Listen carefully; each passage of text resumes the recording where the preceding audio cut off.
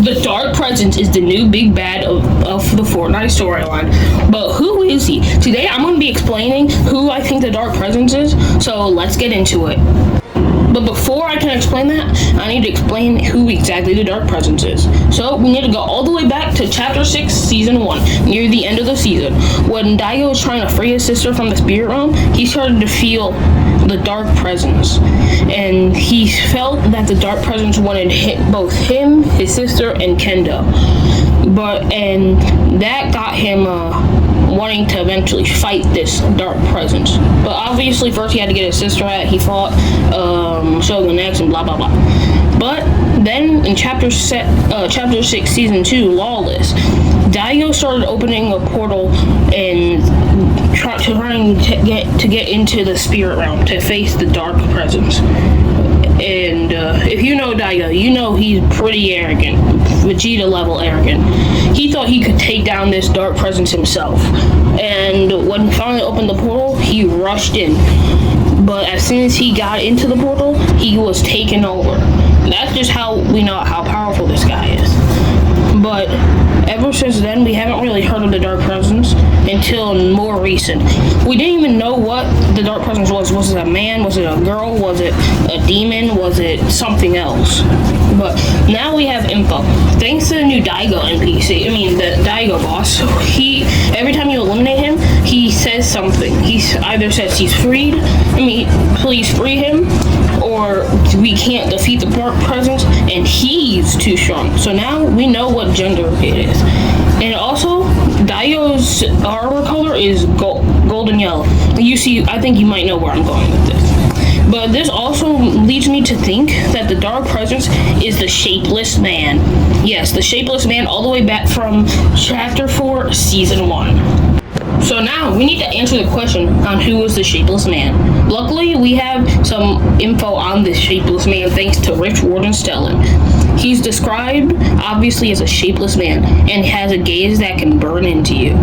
Not really burn into you, but feels like it's burning into you. Also, it is described that he can swallow stars and go into dreams, which is interesting. Originally, this led me to believe that the Dark Presence, the Shapeless Man, was the Nothing. But if this were the Nothing, why wouldn't he just try to find out Stellan's location? And also, wouldn't he be corrupted similar to how Bites was, almost immediately? And the way Stellan describes this Shapeless Man, he describes it like he knew the guy for a while, like a long time, which is interesting. Also, if it were the Nothing, wouldn't he just have tried to find the location of get Stellan to tell him the location and just send the entire army of the last reality? So I think that's why this cannot be the Nothing. And then I used to wonder who it was, since it couldn't be the Nothing. But then I remembered, Geno at the end of Zero War started to rebuild himself, and he appeared shapeless. Also, during this time, this is also the time when Stellan said the Shapeless Man always imagined a world of perfect order, which makes it more clear that it might be Geno. And people say it can't be Geno because he went into dreams and quote-unquote swallowed stars. But I don't think those are literal. I think I think Geno can go into dreams.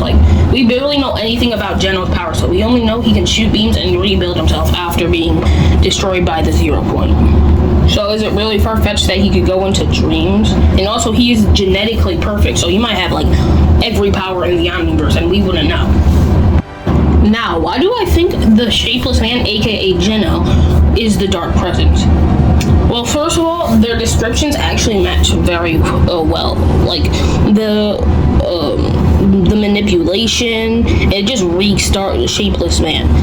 Also, when Rip Warden was trying to open the portal, it looked a lot like a Spirit Realm portal being opened, which makes me think that Geno, after Zero War, Geno was sent to the Spirit Realm and then took it over and called himself, I don't even know how to say it. I'm just gonna try to say it the best I can. So don't criticize me in the comments. He created the name. Fuck it. You guys gotta learn how to say it because I can't say it. But he got that name and became the Demon King, sort of, and then started to rebuild his imagined order from there. So, why does Geno want the Mask Maker family?